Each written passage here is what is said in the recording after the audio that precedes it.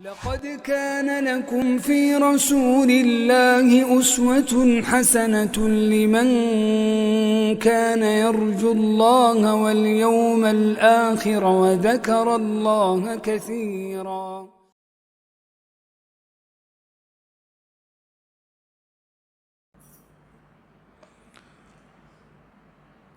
السلام عليكم ورحمة الله وبركاته.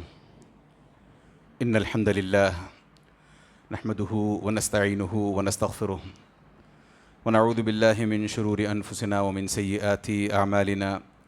من يهد الله فلا مضل له ومن يضلل فلا هادي له، وأشهد أن لا إله إلا الله وحده لا شريك له، وأشهد أن محمدًا عبده ورسوله صلى الله عليه وسلم تسليمًا كثيرا.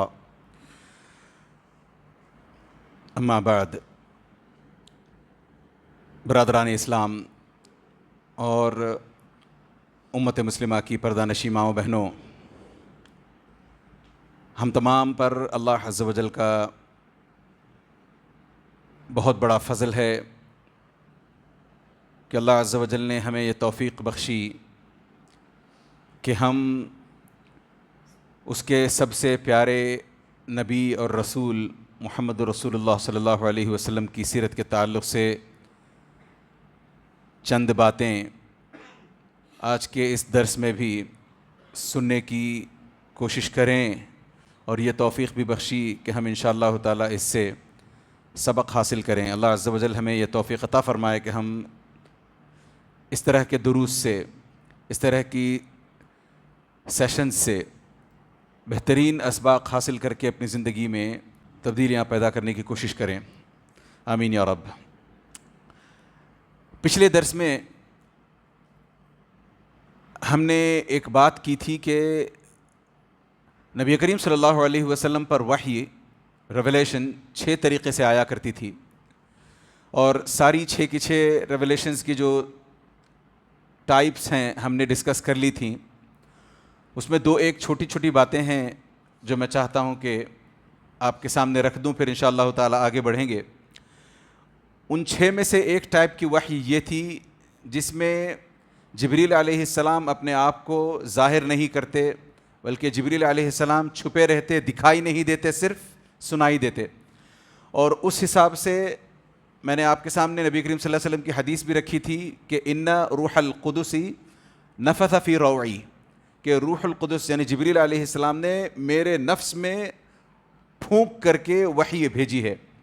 تو ہمارے اپنے مسلمان برادروں میں کچھ لوگ ایسے ہیں جن کو ہم اگر چاہیں تو صوفیزم میں ایکسٹریمسٹس کہہ لیں. صوفیزم کی بالکل انتہا کو پہنچے ہوئے کچھ لوگ ہیں جو عام طور پر کہتے ہیں حدثنی قلبی عن ربی، کہ میرے رب نے، یعنی میرے دل نے میرے رب سے روایت کی ہے. یعنی وہ بھی اس طریقے کی اوٹ پٹانگ باتوں کو ہمارے سامنے لا کر کے پیش کرتے ہیں، اپنے طبقے والوں کے سامنے، اپنے سیکٹ والوں کے سامنے لا کر کے باتیں رکھتے ہیں، اور پھر دین سے چھٹکارا پانے کا ایک انہوں نے دروازہ کھول لیا ہے، دین سے دوری کا، دین سے چھٹکارا پانے کا، اور دین میں منمانی کرنے کا ایک دروازہ کھول لیا ہے. تو اس طریقے سے آپ کبھی یہ نہیں کہہ سکتے کہ میرے رب نے، یعنی میرے دل نے میرے رب سے روایت کی ہے، یعنی ڈائریکٹ میرے دل کا کنیکشن ہوا ہے. ٹھیک ہے، اگر آپ کہتے بھی ہو کنیکشن ہوا ہے، اس طریقے سے بات ہوئی ہے اللہ عز و جل کی آپ سے، آپ پر کچھ الہام آئے بھی ہیں، تو اسے آپ شریعت کے سامنے لے آؤ، شریعت کی مناسبت سے دیکھو. اس میں شریعت سے آپ کے جو ریویلیشن ہیں، آپ کو جو آپ کو لگتا ہے کہ الہام ہوا ہے، انٹویشن ہوا ہے، کیا وہ شریعت سے میل کھاتا ہے؟ اگر شریعت سے میل کھاتا ہے تو نور علی نور، اور اگر شریعت سے نہیں میل کھاتا تو آپ اپنی نفسیاتی بیماری کا علاج کرائیں اور اس سے باہر آ جائیں. اسی طریقے سے ایک اور قسم کی وحی ہوتی ہے جس میں نے کہا کہ نبی کریم صلی اللہ علیہ وسلم کو 6 مہینے تک سچے خواب آیا کرتے تھے. یہ ایکسٹریم صوفیز جو ہیں یہ پھر اپنی دماغ کی اپج لا کر پیش کرتے ہیں، کہتے ہیں کہ مجھے بھی اس طرح کے خواب آتے ہیں، اور خواب میں انہیں کیا کہا جاتا ہے؟ نمازیں مت پڑھو، تم اوپر پہنچ چکے ہو, تم اس مقام کو پہنچ چکے ہو کہ اب تمہیں نمازیں پڑھنے کی ضرورت نہیں ہے. نمازیں تو لوگ دکھاوے کے واسطے پڑھتے ہیں, تم اپنے دل کی نماز پڑھو. یہ سب بیکار کی باتیں ہیں, اور ان باتوں میں ہم اپنا دماغ اور اپنا وقت خراب نہیں کریں گے. اور اگر اس طریقے سے کوئی ہمارے سامنے ایسی باتیں کرے تو ہمارا فرض بنتا ہے ایک مسلمان ہونے کے ناطے کہ اس کے سامنے شریعت کے احکام رکھے, بتائیں کہ آپ کے اس خواب کو کسی اچھے سچے مولوی کے سامنے رکھو, اور اگر آپ کی بات وہ مانتا ہے تو اسے کہو کہ شریعت کی کمپیٹیبلٹی دیکھیں آپ کے خواب کے ساتھ, پھر آگے بات بڑھ جائے گی باذن اللہ. اسی طریقے سے مستشرقین, میں نے کہا تھا کہ اورینٹلسٹس ہیں جو عام طور پر نبی کریم صلی اللہ علیہ وسلم پر الزام دیتے ہیں کہ یہ وحی وغیرہ کچھ نہیں ہے. نبی کریم صلی اللہ علیہ وسلم کا امیجنری پاور اتنا یا امیجنیشن اتنی اسٹرانگ تھی کہ دوسرے معنوں میں گویا ہیلوسینیشن جیسا ہو جاتا تھا نبی کریم صلی اللہ علیہ وسلم کے ساتھ, جبکہ خود نبی کریم صلی اللہ علیہ وسلم کو پہلی مرتبہ جب وحی آئی ہے آپ کو خود پتہ نہیں تھا کہ جبریل آئے ہیں. یہ تو جب ورقہ ابن نوفل کے پاس پہنچے ہیں تو ان کے اپنے پاسٹر نے کہا ہے. ورقہ ابن نوفل کون ہیں؟ اس وقت کے سب سے بہترین عالم عیسائیت, وہ سچی عیسائیت کے, عیسیٰ رسول اللہ, ٹرینٹی کو ماننے والے نہیں, وہ سب سے بہترین عیسائی عالم تھے. انہوں نے کہا ہے کہ یہ تو ناموس ہے. جبریل علیہ السلام کو وہ لوگ ناموس کر کے پکارا کرتے تھے, تو ان کے ذریعے ہمیں پتا چلا ہے کہ جبریل علیہ السلام آئے تھے, وحی لے کر کے آئے تھے. تو بات صاف ہو جاتی ہے کہ وہاں سے بھی بات آ رہی ہے. اور اسی حساب سے عرب کلچر میں وحی کا کوئی چلن عام نہیں تھا. حالانکہ کافی پہلے اسماعیل علیہ السلام, ان سے پھر ان سے اوپر ابراہیم علیہ السلام تک وحی, مگر اس کے بعد اسماعیل علیہ السلام کے بعد جو گیپ آیا ہے نبی کریم صلی اللہ علیہ وسلم تک کے آنے کا, اس میں لوگوں نے بہت کچھ بھلا دیا تھا, تعلیمات بھلا دی تھیں. اور انسان عام طور پر اتنا کچے ذہن کا ہوتا ہے, عوام الناس خاص طور سے اتنے کچے ذہن کی ہوتی ہے, 10-20 سال پہلے کیا بات ہو جائے یاد نہیں رہتا. کئی مرتبہ ایسا ہوتا ہے کہ کسی نے کہیں جا کر کے میسکر کیا ہوتا ہے, اس کے ہاتھ خون سے رنگے ہوتے ہیں, 10-15 سال میں لوگ بھول کر اس کو نوبل پرائز تک دینے پر آ جاتے ہیں, سب سے بہترین انسان قرار دینے لگتے ہیں. تو عوام الناس کی میموری کا کوئی بھروسہ نہیں. تو اس حساب سے وحی وغیرہ کا چلن نہیں تھا. یہی وجہ ہے کہ نبی کریم صلی اللہ علیہ وسلم سے یہ لوگ کہتے تھے ام یقولون بہ جنہ, کہ نبی کریم صلی اللہ علیہ وسلم مجنون ہے کیا, جن لگا ہوا ہے کیا ان کو, اس طریقے کی باتیں کہا کرتے تھے. اب نبی کریم صلی اللہ علیہ وسلم جب وحی لے کر کے پہنچے ہیں, نبی کریم صلی اللہ علیہ وسلم پر جب وحی آئی ہے, دوڑے دوڑے گھر پر آئے ہیں نبی کریم صلی اللہ علیہ وسلم, زملونی زملونی کہا ہے کہ مجھے اڑا دو, مجھے اڑا دو. جب اڑھایا گیا, ہم نے اس پر بات کی ہے, جب نبی کریم صلی اللہ علیہ وسلم کو لپیٹ کر اڑا دیا گیا, پھر جب نبی کریم صلی اللہ علیہ وسلم کا ہلکے سے ڈر جاتا رہا, کیا ہی بہترین لائف پارٹنر نبی کریم صلی اللہ علیہ وسلم کی ام المؤمنین خدیجہ رضی اللہ عنہا. ہم جب اس طریقے سے, ہماری اپنی بیویوں کو بھی, ہماری اپنی ماؤں بہنوں کو بھی ایسے ہونا چاہیے. اس طریقے سے اگر کوئی پریشان باہر آتا ہے تو فوراً بیوی خدمت تو کرتی ہے, مگر میں اس کی بات نہیں کر رہا. جب نبی کریم صلی اللہ علیہ وسلم کا وہ جو خوف تھا وہ جاتا رہا, نبی کریم صلی اللہ علیہ وسلم کی سانسیں برابر ہو گئیں, اب اور سانسیں پھول نہیں رہی تھیں, نبی کریم صلی اللہ علیہ وسلم کو چین کا سانس آیا, جب بات ہونے لگی تب بھی خدیجہ رضی اللہ تعالیٰ عنہا نے کیسا زبردست کردار رکھا, کیسی زبردست نبی کریم صلی اللہ علیہ وسلم. دیکھیں نا, اس وقت اگر چاہتی خدیجہ رضی اللہ عنہا یا ہم میں سے کوئی اور ہوتے, ارے کیا کر رہے ہو, کوئی اور آج کل کی عورت ہوتی, میں نے آپ کو پہلے ہی کہہ رکھا تھا کہ اس طرح کی غاروں میں جا کر کے بیکار میں وقت نہ گنواؤ, وہاں پتہ نہیں کون سی چڑیلیں آتی ہیں, کون سے جن آتے ہیں, کیا کیا ہوتا ہے وہاں پر. اس الٹی سیدھی باتیں, میری تو سنتے نہیں ہو, اب مصیبت لے کر کے گھر آ گئے ہو آپ, اس طریقے سے باتیں ہوتی ہیں عورتوں کی عام طور پر, اس کو ڈیمورلائز کر دیتی ہیں, وہ بندہ سب کچھ چھوڑ دیتا ہے. پھر یہاں دیکھیں خدیجہ رضی اللہ عنہا نے ڈیمورلائز نہیں کیا ہے اس کو, سارے انسیڈنٹ کو ڈاؤن پلے ضرور کیا ہے. کہا نبی کریم صلی اللہ علیہ وسلم اپنے شوہر سے کہتے ہوئے بولتی ہیں, نہیں آپ کو پریشان ہونے کی ضرورت نہیں ہے, واللہ لا یخزیک اللہ ابدا. ارے آپ کے اپنے اتوار دیکھیں, آپ کے بارے میں آپ جانیں, میں آپ کو 15-17 سال سے جانتی ہوں, جب سے بزنس شروع ہوا تب سے, پھر شادی کے بعد 15 سال, میں آپ کو اتنے عرصے سے جانتی ہوں, لہٰذا آپ جس طریقے کے انسان ہیں اللہ عز و جل آپ کو ضائع نہیں کریں گے. تو کتنی اس میں ہمت بندھ جاتی ہے انسان کی, کتنا انکریجڈ فیل کرتا ہے انسان. اس کی بجائے آپ اس کو پنکچر کر دو پہلے سے, پھر دوبارہ اس کو ڈانٹو آپ, پھر بولو کہ پتہ نہیں کہاں سے نحوستیں لے آتے ہو, میری باتیں تم, یہ نہیں ہونا چاہیے. اس کے بجائے اس کے برعکس اگر ہم دیکھیں نبی کریم صلی اللہ علیہ وسلم کے تعلق سے خدیجہ رضی اللہ عنہا نے کیا کہا تھا, سب سے پہلی بات انکا لتصل الرحم.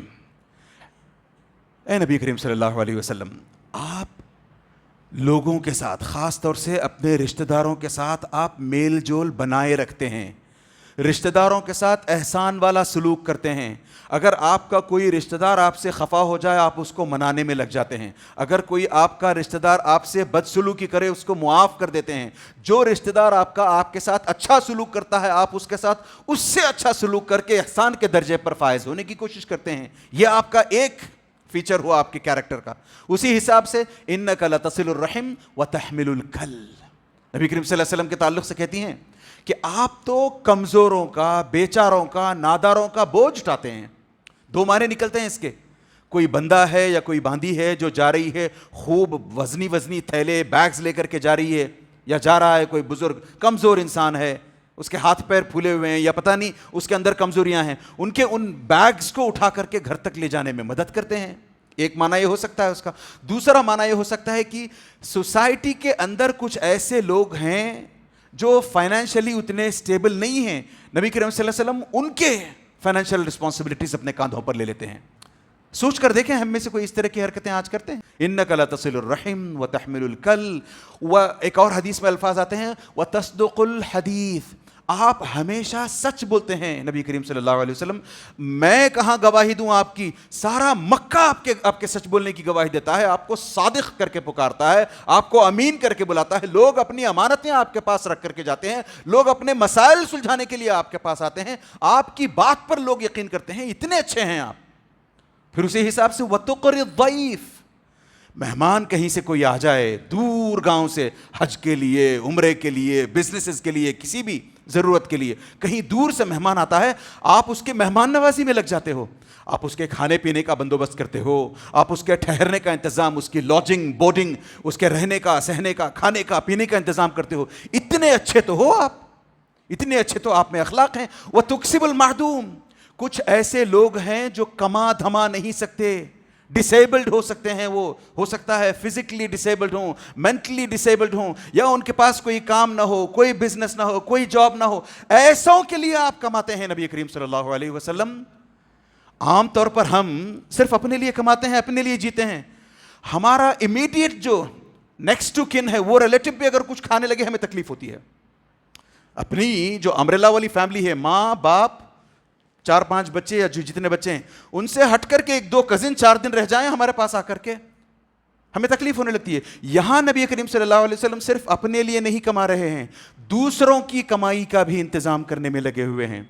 اتنی زبردست. اور اس کے علاوہ وَتُعِينُ عَلَى نَوَائِبِ الْحَقِّ, نبی کریم صلی اللہ علیہ وسلم اچانک لوگوں پر مصیبتیں آ جاتی ہیں تو آپ ان مصیبتوں میں لوگوں کی مدد کرنے کے لیے سب سے پہلے پہنچتے ہو, سب سے آگے ہوتے ہو. وہ جیسے ہوا تھا نا کشمیر وغیرہ میں فلڈز ہوئے تھے, یا اس طریقے سے دوسرے مقامات پر فلڈز ہوئے تھے, تو مسلمان جیسے آگے بڑھ کر کے گئے تھے. یہ ہمیں ہمیشہ کرنا چاہیے.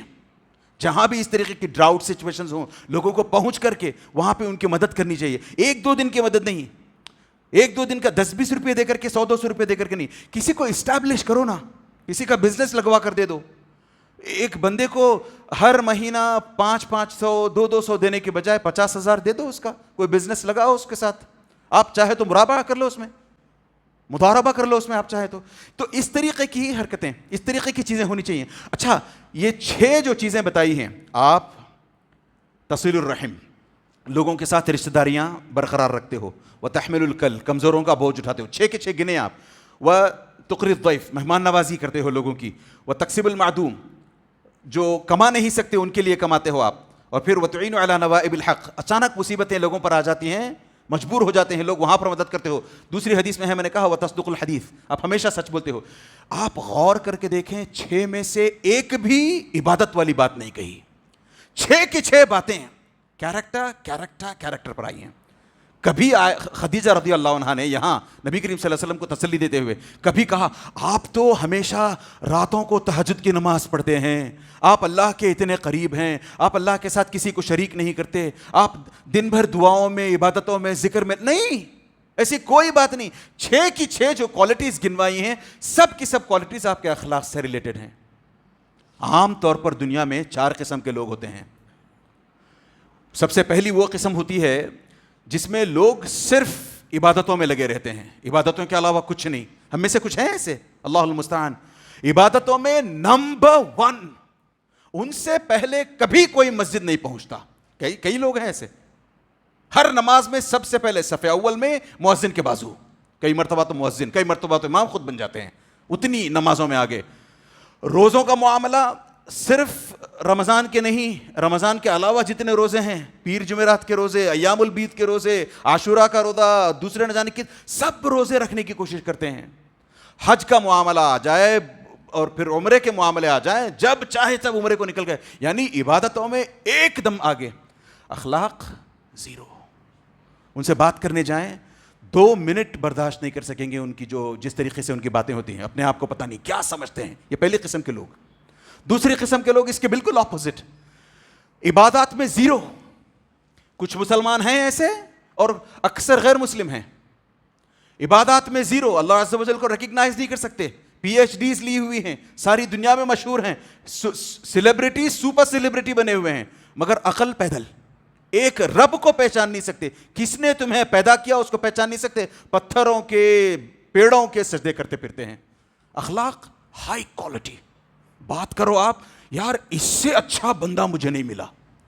پرسوں کسی کا ویڈیو ایسے آیا تھا میرے پاس, ہمارے اپنے مسلمان بندوں, وہ 3 بندروں میں سے ایک کی بات کر رہا ہوں میں, وہ اس کے تعلق سے بات چل رہی ہے. کوئی بندہ, میں نے اس جیسا بندہ نہیں دیکھا, وہ اپنی ماں باپ کے آگے ایسے سر جھکائے بیٹھا رہتا ہے, جو ایسا لگتا ہے جیسے بت ہے, ماں باپ کی اتنی خدمت کرتا ہے. ارے ساتھ ساتھ وہ الٹے سیدھے جو آئیڈلز ہیں ان کو گھر لا کے رکھتا ہے, وہ نہیں دیکھتے تم.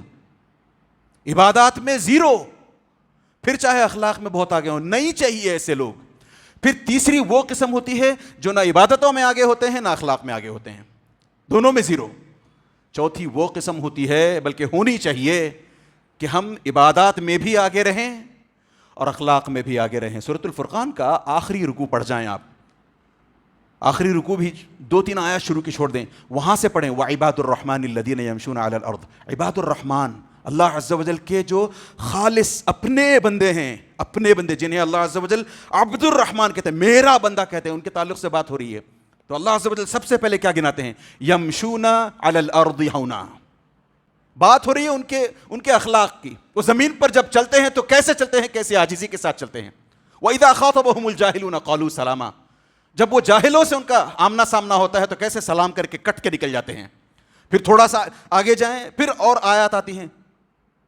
والذین یقولون ربنا اصرف عنا عذاب. تھوڑا نیچے آ جائیں آپ, پھر اس کے بعد والذین اذا ذکروا بآیات ربهم لم یخروا علیہا صما وعمیانا. پھر والذین یقول, کیا ہے وہ آیت, سبحان اللہ, والذین, ہاں, والذین لا یشہدون الزور, جھوٹی گواہی نہیں دیتے. آج ہم میں سے کتنے ایسے ہیں, اچھے بھی ہیں برے بھی ہیں, علماء بھی, انفارچونیٹلی کچھ علماء بھی اس میں شامل ہیں, جھوٹی گواہی بنداس. والذین لا, یہاں پر اللہ عز و جل نیکوں کے بارے میں, عبد الرحمن کے بارے میں, اپنے بندوں کے بارے میں بات کہتے ہیں کہ وہ کبھی جھوٹی گواہی نہیں دیتے. وَإِذَا مَرُّوا بِاللَّغْوِ, کہیں بھی انہیں کوئی انٹرٹینمنٹ نظر آتا ہے, ٹائم ویسٹ نظر آتا ہے, بڑی بزرگی کے ساتھ وہاں سے ہٹ کے نکل جاتے ہیں, کھڑے ہو کر کے تماشبین نہیں بنتے, اس میں حصہ نہیں لیتے. ہم آج نہ جانے کتنے ہم میں سے ایسے ہیں جو ہمارا اپنا خاص ڈیڈیکیٹڈ وقت ہوتا ہے, 8 to 10, 9 to 10, 7 to 8, پتہ نہیں, روز شام میں پرائم ٹائم کیا کرتے ہیں, انٹرٹینمنٹ. جبکہ عباد الرحمن کی کوالٹیز میں سے کیا ہے, وَإِذَا مَرُّوا بِاللَّغْوِ مَرُّوا كِرَامًا. میں بتانا یہ چاہتا ہوں کہ اصل میں ہم مسلمانوں کو اس 4th ٹائپ کا ہونا چاہیے, اور اس 4th ٹائپ کا بننا ناممکن کم از کم نہیں ہے. نبی کریم صلی اللہ علیہ وسلم کی جو 6 الگ الگ کوالٹیز گنائی گئی, ویسے تو کاؤنٹ نہیں کر سکتے اتنی کوالٹیز ہیں نبی کریم صلی اللہ علیہ وسلم کی.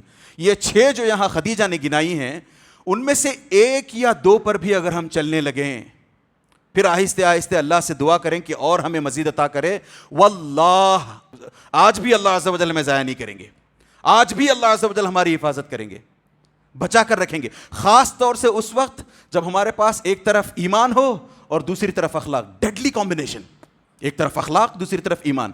میں نے کہا نا, یہ یا تو ایمان ہوتا ہے یا تو اخلاق ہوتے ہیں, یہ دونوں اگر مل کر کے آ جائیں, اس کمبینیشن کا کوئی توڑ نہیں. لوگ آپ کے غلام ہو جائیں گے, لوگ آپ کے گرویدہ ہو جائیں گے. ویسے ایک مثال آپ کے سامنے, وہ اونچی اڑانے نہیں، زندگی میں یہ ہوا ہے، ہوتا رہے گا یہ. ایسی ایک مثال ابن الدغنہ ایک ٹرائب کا بادشاہ تھا، ایک ٹرائب کا بلکہ لیڈر تھا، یہ بادشاہ نہیں لیڈر تھا ایک ٹرائب کا. حبشہ کی جب ہجرت کی، نبی کریم صلی اللہ علیہ وسلم نے صحابہ کو اجازت دے دی کہ چلو آپ لوگوں کو یہاں تکلیفیں مکے میں بہت ہو رہی ہیں، اب یہاں سے آپ ایک ایک کر کے جیسے تیسے جس سے جو بن پڑے جیسا بن پڑے ابیسینیا کی طرف نکل چلو. لوگ ایک ایک کر کے صحابہ ایک ایک کر کے جانے لگے. تو ان میں سے ایک تھے ابو بکر رضی اللہ عنہ.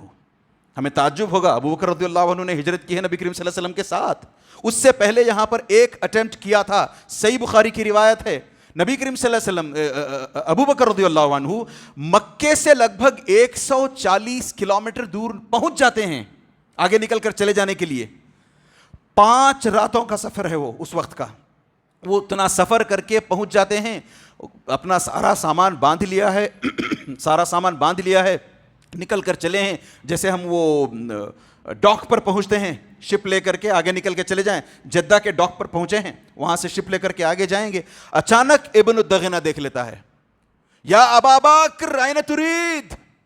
ارے ابو بکر کہاں کا ارادہ ہے؟ سامان ایسا لگتا ہے کہ سارا موورز اینڈ پیکرز کو بلا لیا ہے آپ نے، آپ جا رہے ہو یہاں سے، کہاں جا رہے ہو؟ تو کہتے ہیں تمہاری بستی کے لوگ مجھے چین سے عبادت تک کرنے نہیں دیتے، چین سے جینے تک نہیں دیتے. میں نمازیں پڑھتا ہوں، میں تلاوت میں لگا رہتا ہوں، وہ تک مجھے چین سے کرنے نہیں دیتے. میں جا رہا ہوں یہاں سے، تمہارے لوگوں نے مجھے تنگ کر دیا ہے. جواب میں کیا کہا؟ مثلک لا یخرج ولا یخرج. اے ابو بکر، آپ جیسے اچھے اخلاق والے انسان کو خود تو نہ چھوڑ کر جانا چاہیے، نہ آپ کو نکالا جانا چاہیے. نہ آپ خود چھوڑ کر جاؤ اس بستی کو، نہ آپ کو نکالا جائے. پھر آگے واللہ، حدیث کے الفاظ ہیں، میں اپنی طرف سے نہیں بتا رہا. یہ جو 6 کوالٹیز میں نے گنائے نا، اس میں سے ایک نکال دیں، کیونکہ میں نے کہا کہ 6 میں سے ایک اور حدیث میں چھٹا لفظ آتا ہے کہ آپ ہمیشہ سچ بولا کرتے تھے. باقی 5 تو ہر حدیث میں آئے ہیں. وہ 5 کوالٹیز جو میں نے نبی کریم صلی اللہ علیہ وسلم کی گنائی ہیں، وہ 5 کی 5 کوالٹیز ابو بکر کے تعلق سے ابن الدغنہ گناتا ہے. ابن الدغنہ ابو بکر کے تعلق سے انک لتصل الرحم وتحمل الکل وتقری الضیف وتکسب المعدوم وتعین علی نوائب الحق. ہم کوشش نہیں کر سکتے ایسے بننے کی. مانا ہم ان کی دھول کے برابر بھی نہیں بن سکتے. گیون کوشش، اس کا یہ مطلب نہیں ہے کہ ٹھیک ہے میں ان کی دھول کے برابر نہیں بن سکتا لہٰذا میں یو ٹرن لے کے واپس نکل چلتا ہوں اپنی موج مستی. نہیں، ایک اٹیمپٹ تو کریں ہم نیک بننے کی، اچھے بننے کی. وہ ہم سے نہیں ہوتا. ہم ہمیشہ دوسروں کی طرف انگلیاں اٹھاتے رہتے ہیں.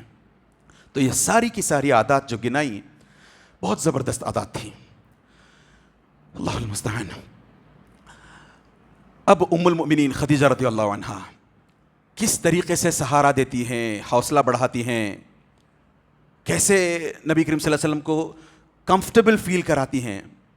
آج بھی کئی ساری جوڑیاں، کئی سارے اسپاؤزز ہیں اس طریقے سے، ایک ہی چھت کے نیچے رہتے ہیں، ایک ہی بیڈ روم میں رہتے ہیں، بلکہ ایک ہی بیڈ پر سوتے ہیں، مگر کئی بار تو ایسا لگتا ہے کہ دونوں کے اپنے اپنے ورلڈز ہیں، اپنی اپنی دنیا میں جیتے ہیں، ایک بیڈ پر سونے والے میاں بیوی. اور آج کل تو یہ جھنجھنا بھی آ گیا ہے ہاتھوں میں. یہ اپنی طرف اس جھنجھنے کو لے کر کے اس کروٹ، وہ اپنے جھنجھنے کو لے کر کے اس کروٹ. راتوں میں پتہ نہیں ایک دوسرے کے ساتھ کبھی بات تک نہیں ہوتی. یہ بھی سو جاتا ہے، وہ بھی سو جاتی ہے، پھر صبح اٹھتے ہیں تو اپنی دنیاؤں میں الگ. ایسے اگر ہم جیئیں گے تو ہمارے اندر وہ صفات کہاں سے آئیں گی جو خدیجہ رضی اللہ عنہا کی ہیں. اور یاد رکھیں، ایک اچھے دیندار بندے کی کامیابی کے پیچھے ایک اچھی عورت کا ہاتھ ہوتا ہے. نبی کریم صلی اللہ علیہ وسلم کہتے ہیں الدنیا متاع، یہ دنیا سارے کا سارا برتنے کا سامان ہے، بلکہ صاف الفاظ میں کہوں ویلتھ. دنیا ساری کی ساری ویلتھ، اور آپ کے پاس آس پاس جو ویلتھ ہے آپ کی اپنی دنیا میں، اس میں سے سب سے بیسٹ ویلتھ المرأۃ الصالحہ. وخیر متاع الدنیا المرأۃ الصالحہ. آپ کی اگر بیوی اچھی ہو، آپ کا دین کا کام آسان ہوگا. لہٰذا ہمیں کوشش یہ کرنی چاہیے. نبی کریم صلی اللہ علیہ وسلم نے کہا تنکح المرأۃ لاربع، کہ ایک عورت کا انتخاب نکاح کے لیے 4 میں سے 1 یا 4 چیزوں کو دیکھ کر ہوتا ہے. لمالہا ولحسبہا ولجمالہا ولدینہا. اس کے مال کو دیکھ کر کے لوگ، سوسائٹی میں اس کا اسٹیٹس کیا ہے، اس کا خاندان کون سا ہے وہ دیکھ کر کے، یا اس کی خوبصورتی کو دیکھ کر کے، یا اس کے دین کو دیکھ کر کے. اگر ہم اپنی بیویوں کا انتخاب کرتے وقت، خاص طور سے ان کی جن کی شادیاں اب تک نہیں ہوئی ہیں، اگر ہم اپنی اسپاؤسز کا انتخاب کرتے وقت فظفر بذات الدین تربت یداک تربت یمینک، چوتھی کوالٹی کو دیکھ کر کے انتخاب کریں، تو یہ بیویاں آپ کے اپنے زندگی کی، آپ کی اپنی زندگی کی اور آخرت کی سفلتا میں زبردست رول ادا کریں گی. ہم عام طور پر عورتوں کو جب چننا ہوتا ہے، شادیاں جب کرنی ہوتی ہیں، دین بالکل بھی نہیں دیکھتے. آج کل کی خاص طور سے نسل بالکل بھی نہیں. ویسے میں نے اس سے پہلے بھی کہا تھا، آج کل تو خوبصورتی بھی گئی ہے، بس پیسہ دیکھا شادی کر لی، 2 مہینوں کے اندر پرابلمز شروع. تو عورتوں کو بھی چاہیے، بہنوں بیٹیوں کو بھی چاہیے کہ وہ خدیجہ رضی اللہ عنہا جیسی صفات اپنے اندر پیدا کرنے کی کوشش کریں. شادی جن کی نہیں ہوئی ہے، خاص طور سے ان تک یہ بات پہنچے کہ اپنے آپ کو کچھ اس طریقے سے ڈھالیں کہ آپ کا انتخاب کرنے والا نیک خاوند ہو، نیک شخص ہو. پھر وہ بندہ جب دین کے کام میں لگے گا، آپ اس کا ساتھ دو گے، آپ اس کی مدد کرو گے. اگر یہ 3 چیزیں کسی میں آ جاتی ہیں، حسب نسب دیکھ لیا، مالداری دیکھ لی، خوبصورتی دیکھ لی، مگر دین کے نام پر ٹھیگا، تو آپ کی اور اس کی آخرت، دونوں کی آخرت داؤ پہ لگ سکتی ہے. اور وہیں صرف دیندار بندی مل جائے آپ کو، مال جمال حسب نسب ایک طرف رکھیں، دیندار بندی مل جاتی ہے آپ کو، تو یہ دیندار بندی آپ کے اپنے دین کے کاموں میں اس حد تک مددگار ہو سکتی ہے باذن اللہ کہ آپ پوری طریقے سے فارغ ہو کر دین کے کام میں لگ سکتے ہو. اس کا یہ مطلب نہیں ہے کہ مرد کام دھام چھوڑ کر کے دین کے کام میں لگیں، یہ مطلب نہیں ہے اس کا. آپ کو اللہ عز و جل نے ذمہ دار بنایا ہے، مکلف بنایا ہے، آپ اپنی بیوی کے اور بچوں کے ذمہ دار ہو. ان کی کمائی کی ذمہ داری، ان کے پیٹ کی ذمہ داری آپ پر ہے. اس کے بعد کا جو وقت ہے، اور یا اس میں چیس کرنے میں، دنیا کو چیس کرنے میں، بھائی کسی کے 50,000 کی سیلری میں اگر زندگی گزر جاتی ہے تو کیوں اور 50,000 کی تفکر میں لگتا ہے؟ وہ کیوں اور 50,000 کی فکر کرتا ہے؟ 1 لاکھ میں اگر کسی کا گزر بسر ہو جاتا ہے تو ہو جائے. نہیں مجھے ہر مہینہ 10 لاکھ چاہیے، میں یہاں بھی بزنس کروں گا، وہاں بھی بزنس کروں گا، جاب بھی کروں گا، بیوی کو بھی جاب پر لگاؤں گا، کرایہ پر گھر بھی دے کر رکھوں گا. کہاں سے آپ کے پاس پھر وقت نہیں بچے گا، ساری زندگی نکل جاتی ہے اس میں. لہٰذا اچھی بیویاں اگر ہوں تو وہ یہ سمجھتی ہیں کہ آپ کا اپنا وقت قیمتی ہے، آپ یہ وقت دین کے کاموں میں لگاؤ گے، وہ کم پر گزارا کرنے پر بھی تیار ہو جائے گی. ورنہ پھر ہماری آخرت اور ان کی آخرت، دونوں کی آخرت داؤ پر لگ سکتی ہے. اور عورت کے لیے ایک چھوٹی سی نصیحت، جہاں مرد کے لیے ہم نے یہ باتیں کر لیں کہ ہمیں وہ 6 کوالٹیز کم از کم اگر آ جائیں تو واللہ آج بھی اللہ عز و جل ہمیں ضائع نہیں کریں گے، اللہ کی ذات سے امید ہے. وہیں عورتوں کے لیے 4 چیزوں کی ضرورت ہے بس. نبی کریم صلی اللہ علیہ وسلم کہتے ہیں اذا صلت المرأة خمسہا، کہ عورت اگر اس کی 5 وقت کی نمازیں پڑھ لے، وصامت شہرہا، اور اس کا اپنا جو رمضان کا روزہ رکھنا ہوتا ہے، رمضان کے روزے وہ جتنے چھوٹتے ہیں ان کو پھر بعد میں میک اپ کرتے ہوئے، جتنے رمضان میں رکھ پاتی ہے رکھ لے، وہ جو چھوٹے ہوئے ہیں ان کو میک اپ کرتے ہوئے، بس 2 ہو گئے. وحصنت فرجہا، اور اپنی فرج کی، اپنی شرمگاہ کی حفاظت کرے. واطاعت زوجہا، اور اپنے شوہر کی فرما برداری کرے. یہ 4 چیزیں اگر کوئی عورت کر لیتی ہے، بہت بڑا ریوارڈ ہے. جنت کے 8 دروازے ہیں، ان میں سے ایک سے بھی اگر ہمارا بلاوا آ جائے کہ بھائی یہاں سے جنت میں چلے جاؤ، خوشی کے مارے ہم پھولے نہیں سمائیں گے، اتنی آسانی سے ہمیں جنت مل جائے گی. ہے کوئی جس کو 8 دروازوں سے بلایا جائے؟ آپ یہاں سے آؤ، نہیں وہاں سے نہیں، یہاں سے بھی آ سکتے ہو، آپ کو ادھر سے بھی اجازت. 8 دروازوں سے ابو بکر کو بلایا جائے گا، ابو بکر رضی اللہ عنہ کو. عورتوں کو یہ کہا گیا کہ یہ 4 چیزیں آپ کر لو، آپ کو 8 دروازوں میں سے جس میں سے چاہے آپ داخل ہو جاؤ. کتنی بڑی سعادت. اس کے باوجود بھی پتہ نہیں ہماری عورتیں، ہماری بہنیں، ہماری بیٹیاں دنیا کی دوڑ میں لگی رہتی ہیں. گھر پر بیٹھیں، شوہر کی اطاعت کر لیں، رمضان کے روزے رکھ لیں، فرج کی، اپنی شرمگاہ کی حفاظت کر لیں، اور پھر نمازیں پڑھ لیں، بس اتنی آسان ان کی زندگی ہے. اس کو چھوڑ کر کے نہ جانے کیا کیا کرتی پھرتی ہیں. خدیجہ رضی اللہ عنہا کو دیکھیں، جیسے ہی نبی کریم صلی اللہ علیہ وسلم کمفرٹیبل فیل کرنے لگے، اب آپ چاہتی تو بول سکتی تھیں چلو آپ کو میں ڈاکٹر کے پاس لے کر چلتی ہوں، یا پھر کم از کم یہ کہہ سکتی تھیں نہیں، یہاں ہمارے یہاں عرب میں چلن ہے کہ ہم نجومیوں کے پاس جاتے ہیں، اسٹرالوجرز کے پاس جاتے ہیں. گئے تھے نا عبد المطلب جب عبداللہ کو ذبح کرنے کی باری آئی، جیسے انہوں نے نظر مانی تھی، تو لوگوں نے سجیسٹ کیا کیا تھا، لی آپ لے کر کے اس کو فلاں نجومی کے پاس جائیں.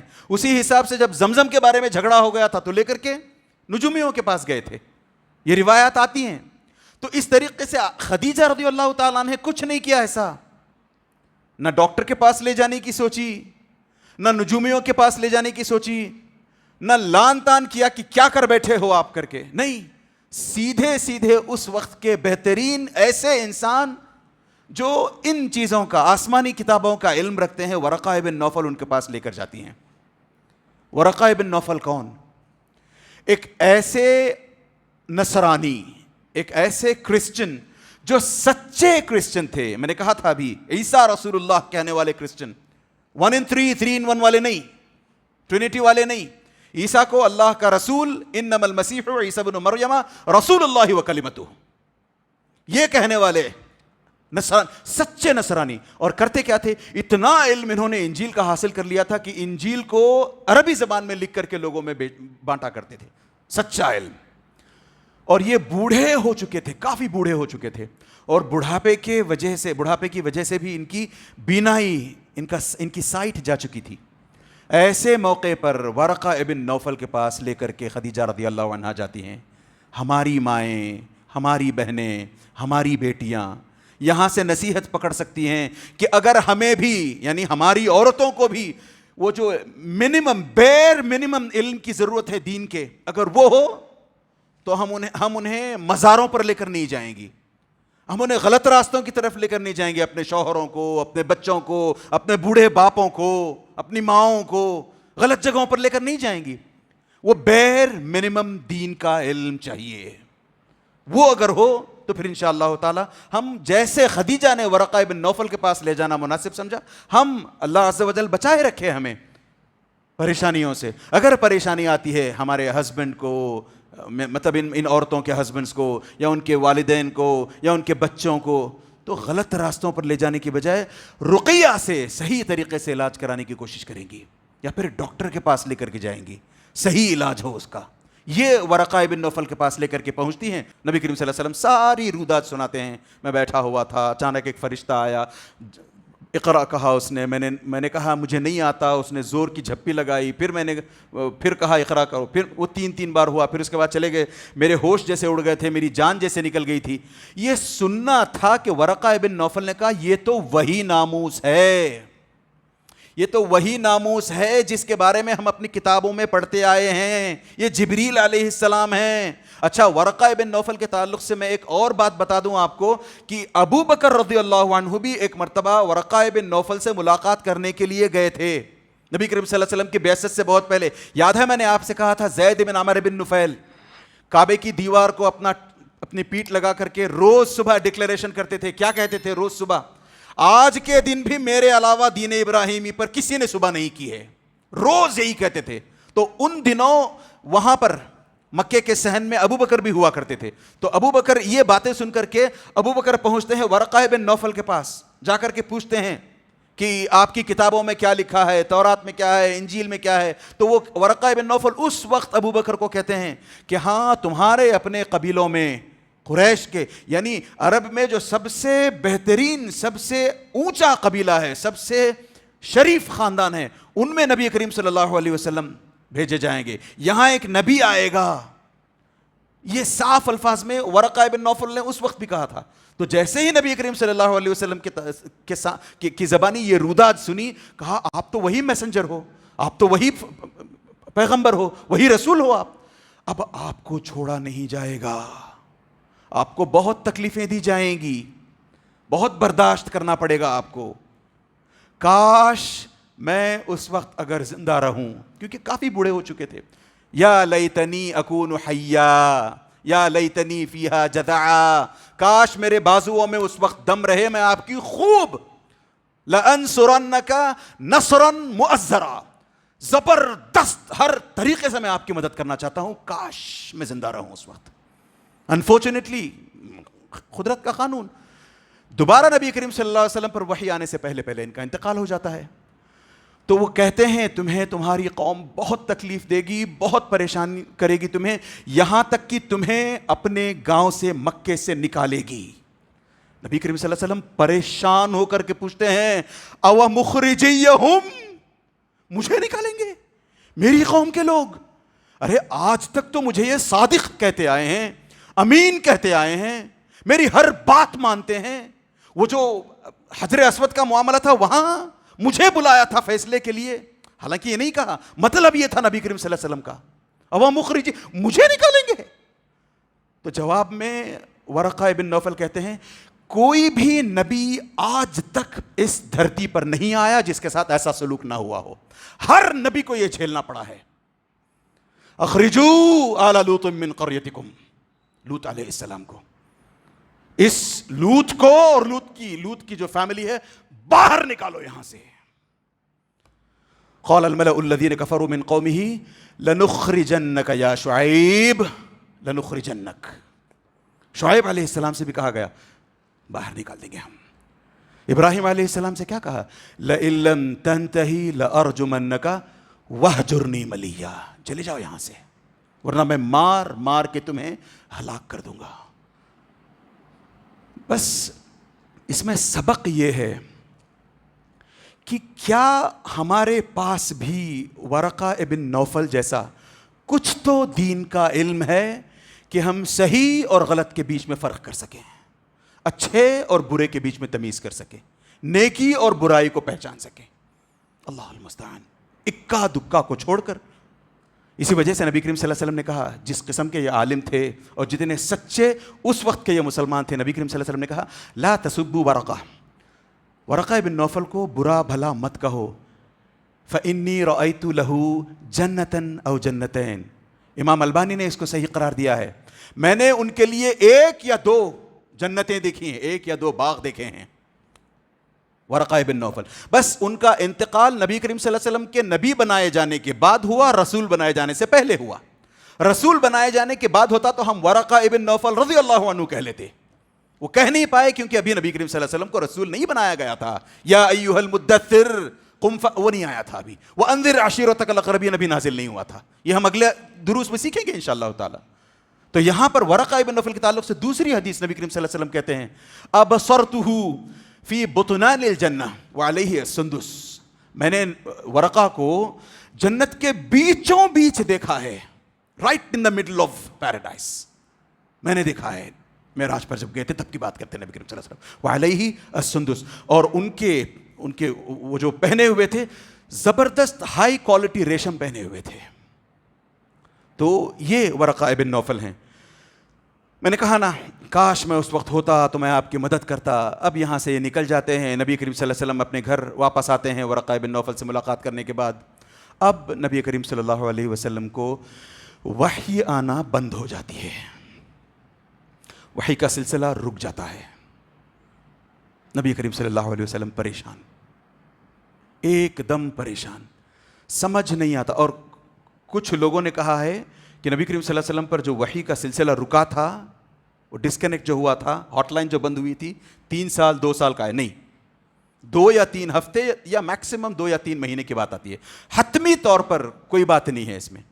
2-3 سال انفارچونیٹلی رانگ نہیں لگتا، کامن سینس بیٹ کرتا ہے یہ، اور جو روایتیں اس سلسلے میں آتی ہیں سب ضعیف ہیں، اور 2-3 مہینے سمجھ میں آتی ہے بات۔ اور علماء کہتے ہیں کہ 2-3 مہینے تک جو وحی رکی رہی وہ اس وجہ سے بھی رکی رہی کہ نبی کریم صلی اللہ علیہ وسلم کو جو ڈر لگا تھا، لقد خشیت علی نفسی، مجھے اپنی جان کا خوف ہو گیا تھا، وہ ڈر جاتا رہے۔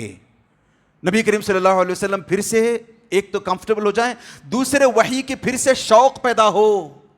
ارے وہ کلام کیا کلام تھا، اقرأ بسم ربک الذی خلق خلق الانسان من، وہ کیا کلام تھا، اس کلام کے لیے دل پھر سے بےتاب ہو۔ آج ہمارے پاس سارا قرآن موجود ہے، دل کی بےتابی نہیں ہے۔ روز قرآن کو دیکھتے ہیں، کہیں اور دیکھیں نہ دیکھیں, مسجدوں میں آ کر کے دیکھتے ہیں روز قرآن کو.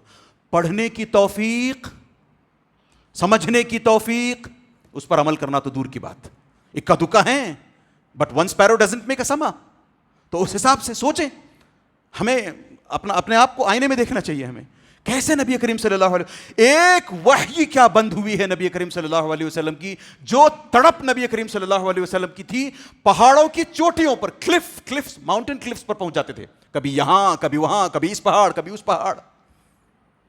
لوگوں نے یہاں بہتان لگانے کی کوشش کی ہے نبی کریم صلی اللہ علیہ وسلم پر. حالانکہ صحیح بخاری میں ایک روایت آتی ہے, مگر ضعیف مرسل اس کے ایک راوی کے تعلق سے آتا ہے کہ وہ ضعیف ہیں. لہٰذا لوگ کیا کہتے ہیں, کچھ لوگ باتیں بناتے ہیں کہ نبی کریم صلی اللہ علیہ وسلم وہ جو پہاڑ کی چوٹیوں پر اوپر جایا کرتے تھے, نبی کریم صلی اللہ علیہ وسلم چاہتے تھے کہ اپنے آپ کو وہاں سے گرا دیں, سوئسائڈ کر لیں. ناممکن. ارے ایک عام مسلمان جو 5 نہیں, جمعے ٹو جمعہ جو نماز پڑھتا ہے نا, وہ مسلمان بھی خودکشی کی نہیں سوچتا. اس کو بھی پتا ہے خودکشی کروں گا اللہ عز و جل قیامت کے دن پکڑیں گے اور زندگی بھر وہاں ہمیشہ مجھے جہنم میں رہنا ہوگا. Common sense. اور ایسی کیسی مصیبت آن پڑی تھی نبی کریم صلی اللہ علیہ وسلم پر کہ خودکشی کا سوچیں, کیسی مصیبت.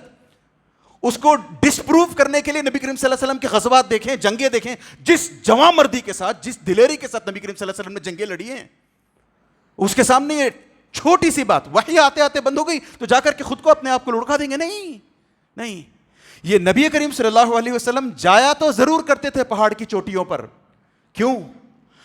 پہلی مرتبہ جب وحی آئی ہے تو غار حرا میں بیٹھے ہیں نبی کریم صلی اللہ علیہ وسلم. اب وحی کے انتظار میں دوبارہ غار حرا میں جا کر بیٹھتے ہیں, وحی نہیں آ رہی ہے. نبی کریم صلی اللہ علیہ وسلم باہر نکل کے پہاڑ کی چوٹی پر پہنچ گئے. ہو سکتا ہے جبریل سے ملاقات ہو جائے یا نہیں ملے. دوسرے پہاڑ پر چلے گئے, دوسرے پہاڑ کی اونچائی پر, وہاں سے جبریل کو دیکھوں میں, ہو سکتا ہے مل جائے مجھے. تو جبریل کی تلاش میں, بلکہ میں کہوں وحی کی تلاش میں, بلکہ میں کہوں روح کی غذا کی تلاش میں نبی کریم صلی اللہ علیہ وسلم اس طرح ادھر ادھر پھرتے رہے. ہماری اپنی روح کی غذا ہمارے اپنے موبائل فونز میں ہے انفارچونیٹلی. ہاں, 2 میننگ والی بات کر رہا ہوں, ڈیول میننگ ہے اس میں. جو چیز ہماری نہیں ہے وہ چیز ہم اس میں ڈھونڈتے ہیں. روح کی غذا جو نہیں ہے اس کو زبردستی ہم نے اس میں ڈالا ہے اور روح کی غذا بنایا ہوا ہے اس کو, انٹرٹینمنٹ کو, ٹائم ویسٹنگ ٹیکٹکس کو, گیمز کو. اور روح کی غذا سچ مچ قرآن ہر کسی کے موبائل میں ہو سکتا ہے ناپید. تو نبی کریم صلی اللہ علیہ وسلم جس پریشانی کے عالم میں گھومتے رہے, پہاڑوں کی چٹانوں پر, پہاڑوں کی اونچائیوں پر, اس کا ایک ہلکا سا نمونہ اللہ عز و جل نے ہمیں بس 2-4 سال پہلے دکھلایا. کووڈ کے دور میں جب مسجدیں بند ہو گئی تھیں, کتنے ایسے ویڈیوز آپ نے خود دیکھے ہیں, میں نے دیکھے ہیں, کتنے ویڈیوز ایسے وائرل ہو گئے تھے. لوگ مسجدوں کے باہر دروازے جو بند ہیں دروازوں کو پیٹتے جا رہے ہیں, یا اللہ واپس بلا لو, غلطی ہماری ہے, ہم اندر آنا چاہتے ہیں, تمہارے آگے سجدے کرنا چاہتے ہیں, 5 وقت کی نمازیں پڑھنا چاہتے ہیں, خطبوں میں ایک دوسرے کے ساتھ مل کر بیٹھنا چاہتے ہیں, دین سیکھنا چاہتے ہیں, دین پر عمل کرنا چاہتے ہیں. دروازے بند, کووڈ کے ایام میں دروازے بند, ساری مسجدیں بند. شاید یہاں وہ عالم زیادہ نہ رہا ہو, مگر آپ پورا ورلڈ اوور دیکھیں, آج بھی جا کر کے سرچ کریں, گوگل پہ مل جائیں گے اس طرح کی ویڈیوز آپ کو, کیسے رو رو کر کے دروازے پیٹ رہے ہیں. کیوں؟ غلطی کا احساس. ہر چیز کو, ہماری آج کی نسل کی گندی عادت ہے, ہر چیز کو سائنٹیفکلی دیکھتے ہیں. اچھا کووڈ کس وجہ سے ہوا تھا؟ اوکے, وہ وائرس تھا کیا؟ ڈراؤٹ کس وجہ سے آیا تھا؟ او اچھا, وہاں پر ایسا تھا کیا؟ فلڈز کس وجہ سے ہوئے تھے؟ او کسی نے کلاؤڈ سیڈنگ کر لی تھی, او گلوبل وارمنگ کے نتیجے میں ہوا تھا. اپنے اعمال کی طرف بھی تو دیکھیں ہم. ظہر الفساد فی البر والبحر بما کسبت ایدی الناس, ان ہاتھوں کی وجہ سے. فرق نہیں پڑتا ہمیں. واللہ اگر کوئی اچھا مقرر ہمارے سامنے آ جائے, تقریریں کر لے, رونگٹے کھڑے ہو جائیں, باہر جا کر کے 5 ونڈرفل اسپیچ, بہت زبردست تقریر تھی, رونگٹے کھڑے کر دیے. واپس بیڈ روم میں جانے کے بعد پھر وہی رفتار بے ڈھنگی جو پہلے تھی سو اب بھی ہے.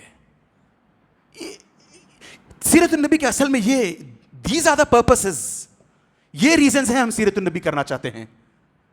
اپنے آپ کو بدلیں ہم. یہ نبی کریم صلی اللہ علیہ وسلم کا اگلی جو وحی کا مرحلہ ہے, اگلی مرتبہ جب وحی آتی ہے نبی کریم صلی اللہ علیہ وسلم پر, تو اس کے بعد سیکریٹلی نبی کریم صلی اللہ علیہ وسلم دعوت کا کام شروع کرتے ہیں, انکاگنیٹو, سیکریٹلی. کیوں؟ دشمنی نہیں کرنی ہے کسی سے. آج بھی اللہ کا بڑا فضل ہے کہ ہم پھر بھی کھلے میں دعوتی کام کر سکتے ہیں. یہ اور بات ہے, مانا کہ پچھلے 10-11 سال میں تھوڑا سا تکلیفیں بڑھی ہیں, تھوڑا سا کنجسٹڈ کنسٹرینٹ سے ہوئے ہیں, مگر پھر بھی جس کو ہم چاہتے ہیں, جس کو ہم اچھی طریقے سے جانتے ہیں, ان تک پہنچ کر آج بھی ہم دین کی بات رکھ سکتے ہیں. اگر یہ بھی نہیں کریں گے, دعوتی کام ویسے بھی ٹھپ, کوئی نہیں کرتا. سب پاس دبک. وہ کر رہے ہیں نا, یہ کر رہے ہیں نا. بھائی آپ کب کرو گے؟ آپ ہوش میں کب آؤ گے؟ ہمارے ایک استاذ ہیں, نام نہیں لوں گا, وہ کہتے ہیں آپ لوگ, وہ جو لوگ دین کے کام میں ویکینڈز کو لگے رہتے ہیں, آپ ان کو روکتے ہو, ان کو ایل فیل بولتے ہو, برا بلا کہتے ہو. ایک بڑے عالم, جید عالم کی بات کر رہا ہوں میں, وہ خود ایڈمٹ کرتے ہیں, میں نے 1000 بار ٹرین کا سفر کیا ہے اپنی زندگی میں, ایک بار بھی مجھے توفیق نہیں ہوئی کہ میں اپنے بازو بیٹھے غیر مسلم بندے کے ساتھ دین کے بارے میں بات کر سکوں. اور یہ جو بندے دین کے کام میں لگے ہوئے ہیں, آپ ان کو روکتے ہو, آپ ان کو لانتا. میں یہ نہیں, میں بردرز کو سرٹیفائی نہیں کر رہا ہوں یہاں پر, سرٹیفائی نہیں کر رہا ہوں, بلکہ میں بتاؤں نبی کریم صلی اللہ علیہ وسلم کی پہلی وحی اور دوسری وحی کے بیچ میں جو گیپ تھا, 2 مہینے کا ہو, 2 ویک کا ہو, 2 سال کا ہو, یہ ٹریننگ کیمپ والا گیپ تھا. یہ اس میں نبی کریم صلی اللہ علیہ وسلم کی ٹریننگ ہوئی ہے. ہماری ٹریننگ ہوتی ہے ایسے نہیں. ادھر کیا شوق پیدا ہوا, خود ایک باکس کھول لیا کمپیوٹر والا, خود ایک کیمرہ لگا لیا سامنے, خود بیٹھ گئے فتوے دینے کے لیے. علم حاصل کرنا کہاں گیا؟ عائشہ رضی اللہ عنہ کہتی ہیں, انشاءاللہ تعالیٰ 2 منٹ میں بات ختم کریں گے. عائشہ رضی اللہ عنہ کہتی ہیں مکے میں ہم نے 13 سال زندگی گزاری. 13 سال, 1 نہیں 2 نہیں, پورے کے پورے 13 سال میں تعلمنا الایمان. 13 سال صرف ہم نے ایمان سیکھا ہے. ثم تعلمنا القرآن, جب مدینہ گئے ہیں تب قرآن سیکھا ہے ہم نے. 13 سال صرف عقیدے کو سمجھنے میں لگا دیے. اور آج کے کچھ سپیکرز ہیں, عقیدہ میں نے ساری قرآن پڑھ لی, میں نے وہ دیکھ لیا, عقیدے کا لفظ کہیں نہیں ہے, اور ہم واہ واہ واہ واہ کرتے ہوئے ان لوگوں کے پیچھے جاتے ہیں. اللہ المستعان, اللہ بچائے رکھے ہمیں سے. تو 2 باتیں, جیسے میں نے کہا نبی کریم صلی اللہ علیہ وسلم کے وہ جو الزام ہے نا نبی کریم صلی اللہ علیہ وسلم پر کہ انہوں نے بھی خودکشی کرنے کی کوشش کی, اس سے کیا ہوتا ہے, عام فہم جو انسان ہوتا ہے, کم سمجھ والا انسان, اچھا نبی نے کی تو مجھے تو لائسنس ہے, ایسا سوچنے لگ سکتا ہے اپنی مصیبتوں کو دیکھ کر کے. تو ان کو تھوڑا سا جگانے کے لیے بس 2 باتیں. نبی کریم صلی اللہ علیہ وسلم نے خودکشی کی کوشش کبھی نہیں کی, نیور. کیوں؟ اگر آپ خودکشی کی ایک طرف بات کرتے ہو تو دوسری طرف وہ حدیث لیا ہو نا جس میں خود نبی کریم صلی اللہ علیہ وسلم کہتے ہیں میں 4 سال کا تھا, میرا سینہ چاک کیا گیا, میرے سینے کو کھول کر کے دل نکالا, اس میں سے جو شیطان کا ایلیمنٹ تھا وہ نکال کے پھینک دیا گیا. شیطان کے ایلیمنٹ کو نکال کے پھینکنے کے بعد بھی آپ کہتے ہو کہ نبی کریم صلی اللہ علیہ وسلم خودکشی کریں گے؟ ناممکن. جس جوان مردی کا ثبوت نبی کریم صلی اللہ علیہ وسلم نے جنگوں میں دیا ہے, ارے دانت شہید ہو گئے, آج کے مسلمانوں کی 1 انگلی کٹ جائے دوبارہ کبھی آگے نہیں نکلیں گے. نہیں, میں کون ہوں میں بولنے والا, کتنے ایسے لوگ ہیں جن کو آپ جانتے ہیں 2 دن جیل کی ہوا کیا کھائی ہے, دعوتی کام بند. اللہ المستعان, اللہ المستعان. تو نبی کریم صلی اللہ علیہ وسلم, اچھا ایک آخری بات اس سلسلے میں, اگر نبی کریم صلی اللہ علیہ وسلم سچ مچ خودکشی کی کوشش انہوں نے کی ہوتی تو جتنے کنفیسنگ نبی کریم صلی اللہ علیہ وسلم ہیں, ہاں, تو صاف الفاظ میں نبی کریم صلی اللہ علیہ وسلم نے بتا دیا کہ مجھ پر پہلی وحی آئی تھی, تو اسی طریقے سے بتا دیتے کہ ہاں میں نے ایک دفعہ جب وحی کا سلسلہ بند ہو گیا تھا خودکشی کرنے کی کوشش کی تھی. نہیں بتایا. چھپاتے نبی کریم صلی اللہ علیہ وسلم, کچھ نہیں چھپایا نبی کریم صلی اللہ علیہ وسلم نے. تو یہ کبھی نہیں ہو سکتا کہ نبی کریم صلی اللہ علیہ وسلم خودکشی کی کبھی کوشش کریں. اسی حساب سے ہم مسلمانوں کو بھی کبھی خودکشی کے تعلق سے اپنے ذہنوں میں بات لانی نہیں چاہیے. ہاں, اس سے سبق یہ ضرور ملتا ہے کہ جس پیاس کے مارے نبی کریم صلی اللہ علیہ وسلم اس روح کی غذا کی تڑپ میں کبھی اس پہاڑ کی چوٹی تو کبھی اس پہاڑ کی چوٹی. ہمیں آج پہاڑوں کی چوٹیوں پر جانے کی ضرورت نہیں ہے. اپنے ڈرائنگ رومز میں بیٹھیں, اپنے لیونگ رومز میں بیٹھیں, اپنے ٹیلی ویژن سیٹس کے سامنے بیٹھیں. اچھے اچھے مقررین آج بھی ہیں, بلکہ آج تو بہتات ہے. ان کے دروس سن کر کے اپنی روح کو زندہ کرنے کی کوشش کریں, اپنے ایمان کو تازہ کرنے کی کوشش کریں, قرآن کی تلاوت میں لگے رہیں, کیونکہ اللہ عز و جل کہتے ہیں الا بذکر اللہ تطمئن القلوب. اللہ عز و جل سے دعا کریں کہ اللہ عز و جل ہمیں سیرت النبی کو سچ مچ صحیح معنوں میں اچھے طریقے سے سیکھ کر سمجھ کر اپنی زندگیوں میں بہترین تبدیلیاں لانے کی توفیق عطا فرمائے. آمین. وصلی اللہ علی نبینا محمد وعلی آلہ وصحبہ اجمعین. السلام علیکم ورحمۃ اللہ وبرکاتہ.